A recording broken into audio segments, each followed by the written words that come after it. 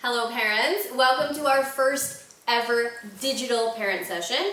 If you're new to IES, this might seem a bit foreign, but every month we have a parent session for all of you to come in and get information about and discuss a topic that's really relevant to your child.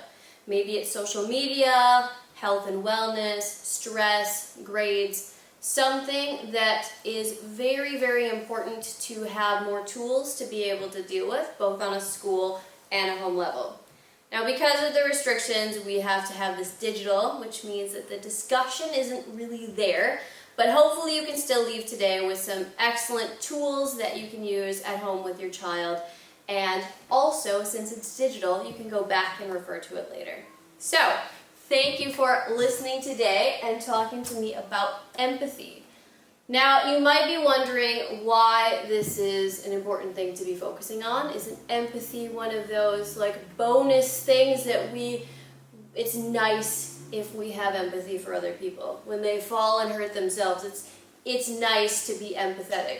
But there's so much more to it than that, and I want to discuss it today so we can not only understand what it is, but also why it's so important and how we can help our students develop this very, very important skill. So what is empathy and why do we care? Very simple. Empathy is the ability to understand and to share the feelings of another person. Now, there are 3 different types of empathy. One of them is very just cognitive, it's in the brain. You understand why someone would feel a certain way, but you're not really connecting with the emotions of that person. It's just more of a mental understanding. Emotional empathy is that you're also able to feel with that person. So you understand the situation and you share in that person's feelings. And the third and most complex type of empathy is compassionate empathy. So it's not only understanding why a person feels a certain way and being able to share in those feelings, but being able to still have the mindset that you can help them deal with those emotions, where it's not you being dragged into their awful feelings and their helplessness, but you seeing, this is a situation, I feel what you're feeling, here's what we can do together. Then we have to think of, why do we really care about empathy? Why do we need to build up the skill when it's just maybe a warm, fuzzy thing? And it's not. It's actually something that has a huge effect on us individually, but also as a group here in the school and also society-wide. So in the school, building empathy leads to more classroom engagement, higher academic achievement, better communication skills, a lower likelihood of bullying, less aggressive behaviors and emotional disorders, and more positive relationships. And it's very hard to look at this list and be like, meh, why do we really care about that? These are all such important things that no matter your background, no matter your beliefs at home, these are all things that we all want for our child. No matter where we've come from, what our backgrounds are, these are all things that we would like our children to be able to achieve. And to put it really in short terms, it's all about helping somebody interact more positively with others and also have a better relationship with him or herself, in a nutshell. Now, I hope that you have understood the importance of it. How do we actually build empathy? And before we can look at that, we need to think about what stands in the way of this. Because there are some really big barricades that get in the way of empathy. And the first one is arguing one side and not listening to the other has become the norm. Now, I was going to show you some video footage of this happening in political debates, just things that I found on the internet, and it's very easy to find these, but also not what I want you to be seeing on the screen. It's atrocious, and I'm sure you have seen this on social media, on the internet. You go on YouTube and you can find this very, very easily. It's normal now. It's not even shocking anymore for people to be talking over each other and screaming at each other and really just pushing their point without listening to the other side has become super normal. And for us as adults who have grown up without social media, without the constant influx of opinions from the internet and things from the internet, we understand that this isn't as normal, but our kids are growing up with this, and these are the role models that they have. These are the people that they're watching, and they think that this is normal and that this is okay. And this is a huge barricade to empathy because it goes completely against what empathy stands for. It's not about seeing the other side and thinking about how the other person is thinking or feeling. It's about, this is my point, this is how I feel, I don't care anything about what you have to say or how you feel about this. Another thing that really stands in the way of empathy is social media and fake news. And it's so accessible to see these stories that are super polarized. And also I've been watching The Social Dilemma. If you have not watched this on Netflix, it is shocking and wonderful to watch, but also terrifying at the same time. I was watching this and it talks about all the different algorithms that these different social media channels have that use this kind of news to give you more of what you're looking for. So if you watch this sort of video, or if you like this certain page or follow this certain person, it will give you more of that. So not only are you seeing one side of the story, you are then only getting fed more and more of that. And it's not just that our children are searching for it. As I said, there are complex algorithms that go into just giving them this side of the story. And obviously they're not going to actively seek out, what is the opposite side? What is the opposition saying about it? They're seeing this and they're seeing it as truth. And this is the only side that they're seeing, which is absolutely terrifying. That it's not only that they're just trying to see this side, they really are only being given one side of the story. Social Dilemma, check it out. Social media and this comment culture, and I made a video about this last year about how everyone feels a need to comment on things all the time. Check out that Tuesday talk, it's one of my favorites. It's so easy and it's also normal to spread really hateful things about other people. That you have this open space to write whatever you want, and you see comments that are absolutely horrendous that I could never imagine anyone saying to anyone's face, but they're written, and it's not just coming from one person or one specific genre. It's coming from so many different sides, and it doesn't matter who you follow, what kinds of things you're interested in. Any of the posts have these things on them. And I was looking at this a little bit. There is someone in the U.S. government right now who is very, very new to U.S. politics. She's a bit controversial, but her social media is absolutely, it's almost impossible for me to look at, because she will post something about what she stands for, what she believes in, and she will receive such hateful and awful things. Again, I was going to put it up here, and it was really awful, so I'll just read some of the comments to you. No, you are wrong again. Do some research. Now, don't you feel stupid? Please. You represent a very small percentage of Americans. It seems you want to destroy a great amount of American values and the culture and the way of life. She's so vain. It's sickening. She must be taken out of our government and our democracy. You spout extreme socialist values. You are a death threat to Americans. And I read this and I think, this is on one single simple post. These people are sitting at home, have probably never met this politician in person and feel not only okay about making comments, but feel it's their duty to write these things and that they have the ability to say whatever they want to and about her. I've also touched on this before, but there are some celebrities that have gotten so tired of this that they have completely disabled all comments. Taylor Swift is one of them. She was getting such awful feedback on any picture, on any post. There would be something that was, and she's a musician. She writes songs. If you don't like her music, no one is forcing you to listen to it.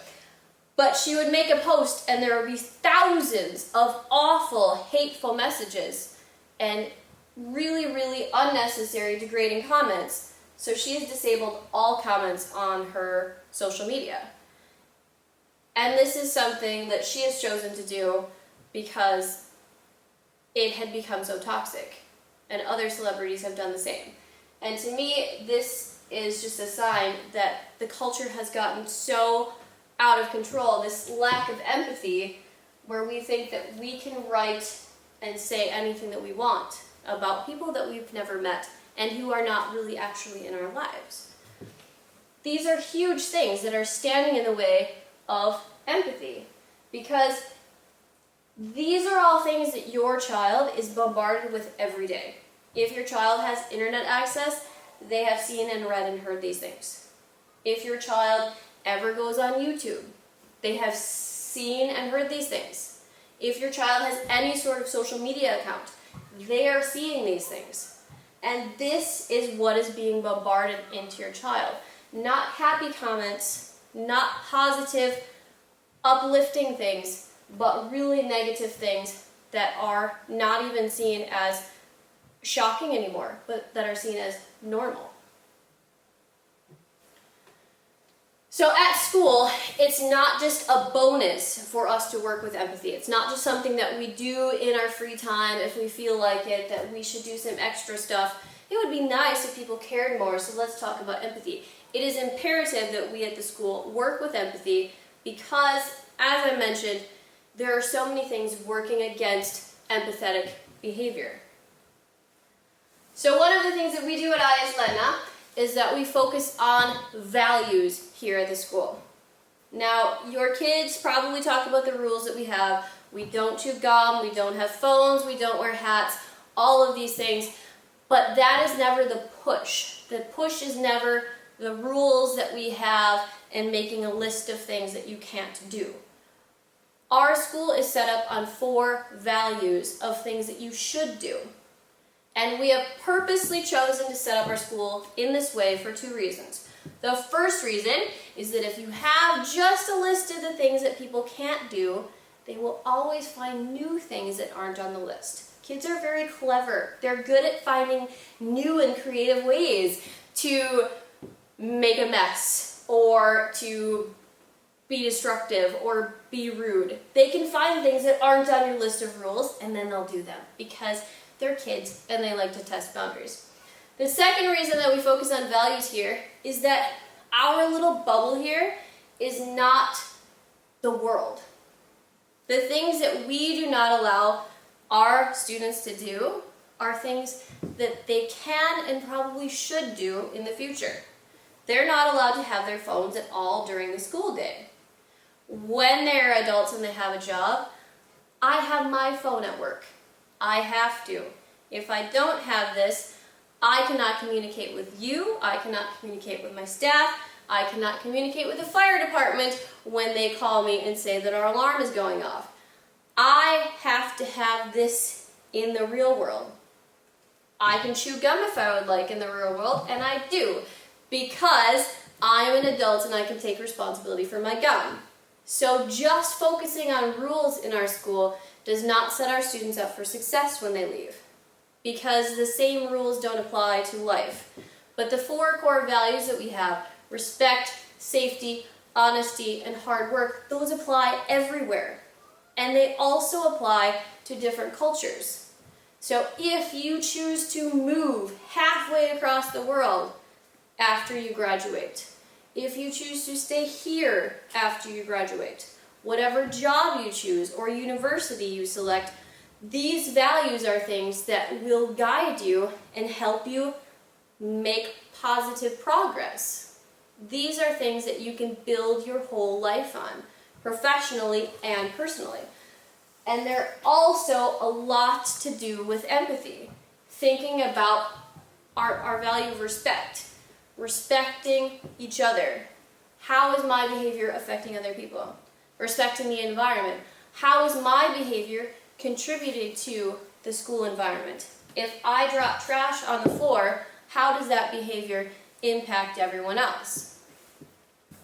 So this focus on values is very much tied to empathy. Another thing that we do at the school is we have a belief that attitudes are not taught, they are caught. I need to change that on my slideshow. We work a lot with attitude and making sure that our attitudes that we have here are things that students pick up on, because we can say, be positive, have a growth mindset, try your hardest, but if we're not doing that, our attitudes are what the kids are picking up on. Our attitudes are the things that they are feeding off of. They see what we do, not necessarily hearing what we say. So making sure our attitudes are in touch with empathy as well. We always discuss the other side when students are involved in conflicts. Conflicts happen. This is a school. We have 573 students. They do not all agree at the same time because we are human beings. So when we have conflicts, we always have discussions about the other side. How is the other person feeling? How did your behavior affect the other person?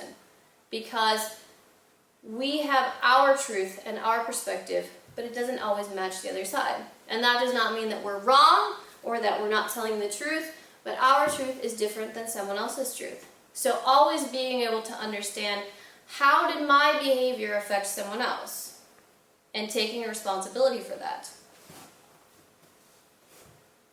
And also our plan mot kränkande behandling focuses on, and this is a direct quote, ensuring our students get respect, feel valued and protected, and are treated equally. And this stands in our plan mot kränkande behandling because we feel it is so important that we have this empathy for each other.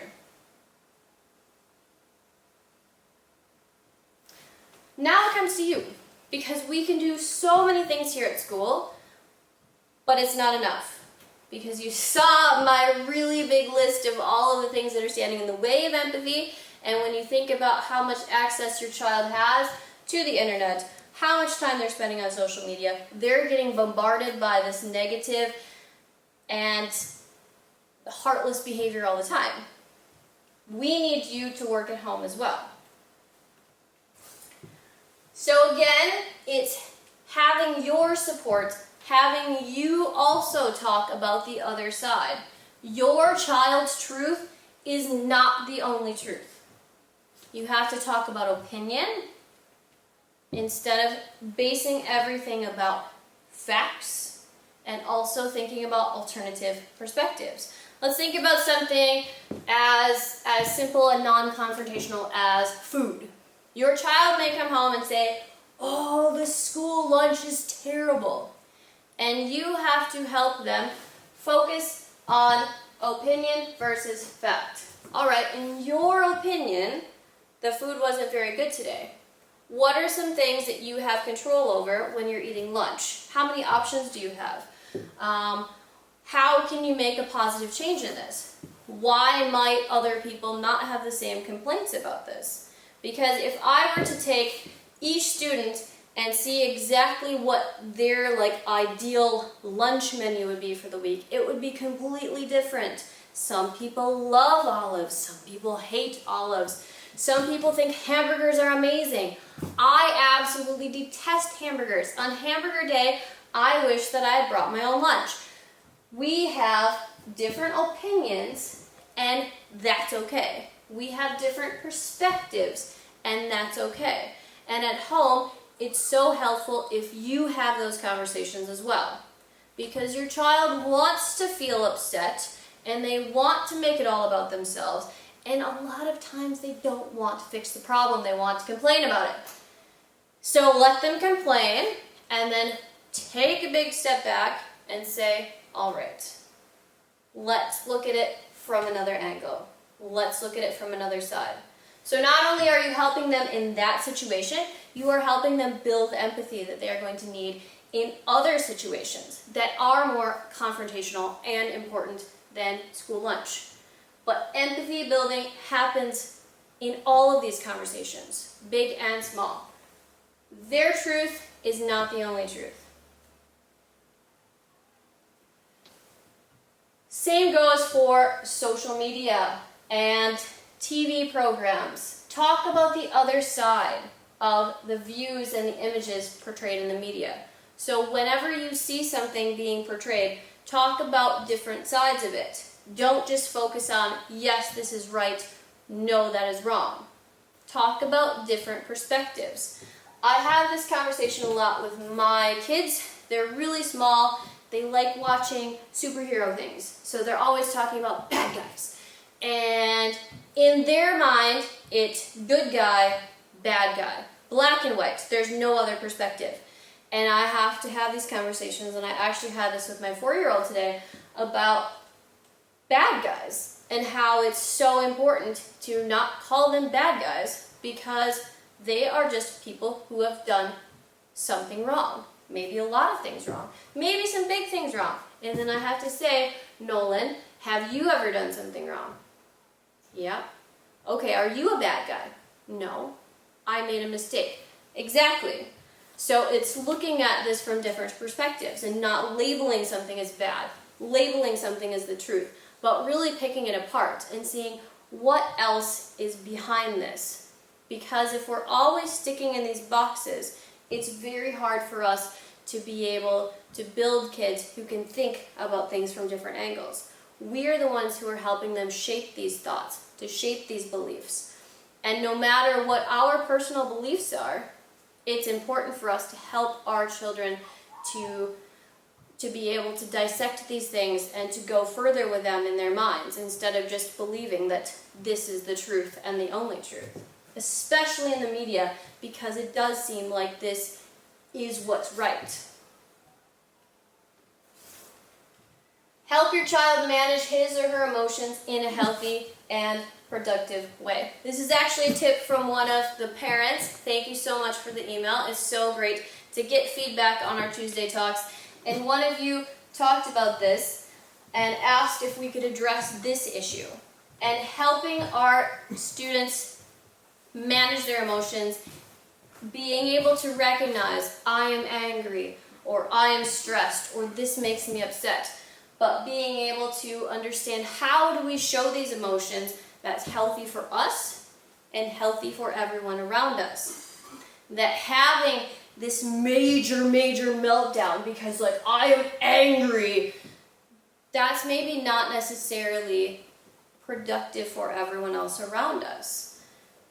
We have the responsibility to recognize our own emotions, to work with our own emotions, but also to be able to make sure that we're not bringing other people down because of our emotions. That we handle how we're feeling in a way that is productive and is accomplishing something.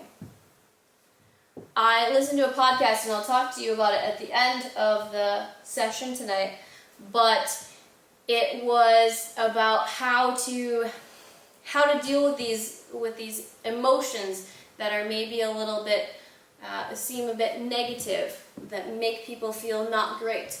And one of the tips was give your mad a job. So when you're angry, finding something to do with that anger to move things forward. If you're really upset about all the racial injustices, don't sit and complain. Don't write things on social media. Figure out how you can use your anger in a productive way to make an actual change. Same goes back to if we think about the food. If you are angry about the food, or angry about the way that something is happening, instead of sitting and complaining about it, thinking about how can I use that passion, because anger is about having this passion. And that was also what the podcast described, was we become angry because we're really, really passionate about something. And how can we use that passion to make something happen that makes a positive change for ourselves and for others? So, not smashing our emotions down, but also not just exploding them, thinking about how we can deal with them in a way that's helpful for everyone. This one is especially important and especially difficult, is to model empathetic behavior, even when it's tough for you. I am a parent as well. I feel like I have to be on all day at school, and then I go home and I have to be on again, and it's hard sometimes. It's hard to take that step back, or those 5 steps back that I need to sometimes, and think about, how is my child feeling? Why is he acting in this way? What is his perspective right now? Because in my mind, I'm busy, we don't have a lot of time, and I'm usually right, because that's just how it is. But I have to understand, again, going back to this, my truth is not the only truth. So I've talked about this so many times, about how I push my own agenda when I'm at home. We need to do this because this is what I've decided that we're doing. My truth is, yes, I want to get this done, and it's important to me. My child's truth might be that he had a really bad day at school, and I haven't even focused on that. I've been so busy getting us from one door to the next door and checking off things on a list that I haven't explored his truth. I haven't looked at his perspective. So being empathetic with your children, being empathetic in the community, being empathetic online. Don't be behaving in the ways that you don't want your child to behave. Don't make comments, negative comments on social media. Don't act in a way that you don't want your child to act, because they're watching. And again, they catch these things from us. They are watching everything that we do, and they're modeling what we do because they think that that's the norm. They think that this is the right thing to do. And it's usually very unconscious on their part. But their norm is based on our norm. So really working on, how is my behavior, how much am I showing empathy? Because again, it's not just thinking about you being a good person, it's you inspiring them and helping them build these skills that they need to have. And again, they don't have a lot of positive, empathetic behaviors coming toward them because of all of the things in the media that they're exposed to. And also really important to setting guidelines about the language, the slurs, and how we joke with people. This is something that we deal with on a daily basis here at school. Things are thrown out that are just jokes. Things are thrown out that, men vi skojar bara. But these things are things that make other people around feel really bad. We're not thinking about the feelings of everyone. I know this has been something that has been a comment ever since I can remember, and it's still a prevalent comment today, and it's still so wrong. When something is boring or we don't like it, we say, "Oh, this is so gay." What an offensive thing to say. And don't just let it slide. Take that fight and say, that is not an appropriate thing to say. And your child will complain, and they'll say, why? It's just a word. It is a word that has huge connotations for a large amount of people. This word is not based on empathy. This word is not thinking about how other people might feel. How we talk about people of color. The N-word is thrown about in music, in comedy sketches, in so many movies, like it's nothing. So I understand that your kid might not know the magnitude of that word. But we have to be the ones who say, this is not something that we say. This is completely inappropriate. Hora is also a word that's thrown out so much And nobody is meaning this from the literal sense of the word.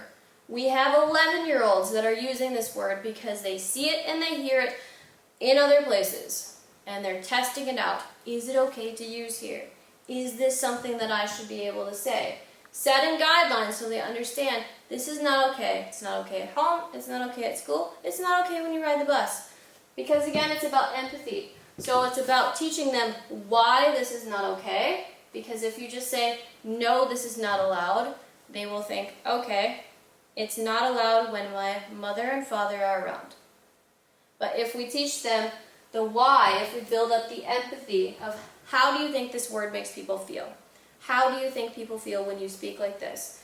That is when they will understand that it's not just about doing it the right thing in front of other people. It's actually about doing the right thing because it's the right thing to do. And as I said earlier, talking about feelings and giving them a job. Give feelings like anger a job. Giving things like stress a job. Using these things to drive your child forward rather than hold them back. Anger is not bad. Anger has actually been the reason for some of my fastest races. It is how I get things done sometimes because I'm really angry, because I'm passionate about something. So giving those feelings a job instead of letting ourselves just wallow in them and become bitter about them. Now, I am not an expert on empathy. I'm not a psychologist. I'm not a behavioral therapist. I am a teacher who became a principal and is very, very passionate about empathy because I see the impact that it has and because I want our world to be a nicer place. But I have some resources that I will share with you today that I have found really helpful and that are from people who are experts in the field. So something that I have found, the power of outrospection. It's all about looking outward instead of always looking in, is a really good, and also it's illustrated quite nicely, so it's really easy to follow. I would definitely recommend watching that. Just a little nicer is a podcast that I have started listening to. My phone did not let me listen to the whole thing yesterday since it's not on Spotify, but if you're at home and you can listen to it on your computer, it's a great resource. NPR is something that puts out a lot of excellent tools in the United States. It's a good organization to get things from. Finding Fred, I cannot talk enough about this. My husband is already wishing that I hadn't found podcasts because now that's all I talk about is podcasts. This is such a cool podcast. I would recommend listening to it, especially if you have ever seen the TV show Mr. Rogers' Neighborhood. Now, it sounds super cheesy. I used to watch the show when I was small, and when I was small, it didn't have a huge impact on me, or I wasn't aware of the impact that it had because I was like 5. And I would watch it before I started school. I guess I was 4 at the time. So I would watch this in the morning with my babysitter, and it was like a nice program with a nice man who talked about how to be kind to each other, and he had puppets and all of this kind of stuff. Now Daniel Tiger's Neighborhood is based on this program. But this podcast is all about Fred Rogers and the work that he did to build empathy with small children through TV.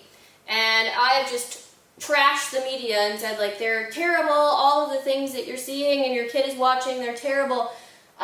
There are a lot of positive things out there, and this was one of them. A TV show that really focused on values and really focused on how do we show each other empathy.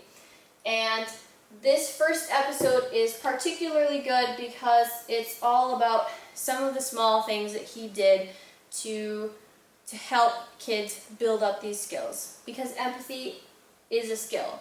It's not just something that you can turn on and off. It's not something that you either are born with or not. It's something that you build over time based on your experiences and based on the things that you are taught by others.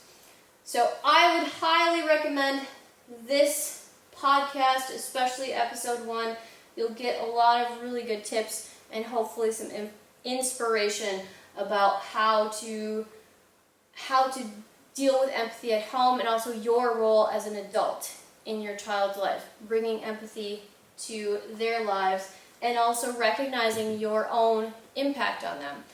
So the podcast, I won't give away the whole thing, but in this first episode, they're talking a little bit about how Mr. Rogers was this genius of empathy, and when Robert Kennedy was assassinated, it was something that really, really shook the entire nation, the United States.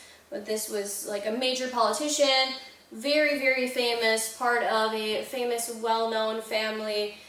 He was young, he was supposed to be a future president, all of these things. Just, it was a major figure in the American culture that was killed. And the next day, Mr. Rogers did a special episode about this, to deal with death and to deal with tragedy, because he knew that even though the kids weren't really probably aware, especially when you're 4 years old, you're not aware of politics, you're not aware of these big events that are happening in the world or even in your country, because you're sheltered from these things. But he knew that it had impacted the parents. And so he made sure that the kids had something to support them, because they were dealing with the trauma that they were experiencing from their parents. And this made me think a lot of the COVID pandemic, and how even though our children's lives have been super normal at school and they haven't had any major shakeups probably, they are impacted by it when you are impacted by it. So recognizing that the things that you carry and the things that you struggle with are things that your child is also struggling with. So helping them work through those things. Highly recommend. I'm going through the entire podcast. I think there are 10 episodes. It's phenomenal, really inspirational. And then the power of vulnerability. This is Brene Brown. Again, somebody that I have listened to a lot on podcasts. I've read her books. She is an expert on empathy. This is a longer version. There's a shortened version that I can also put out for you to watch, that's a more animated version. But just getting some tips on being vulnerable and helping your child be vulnerable as well.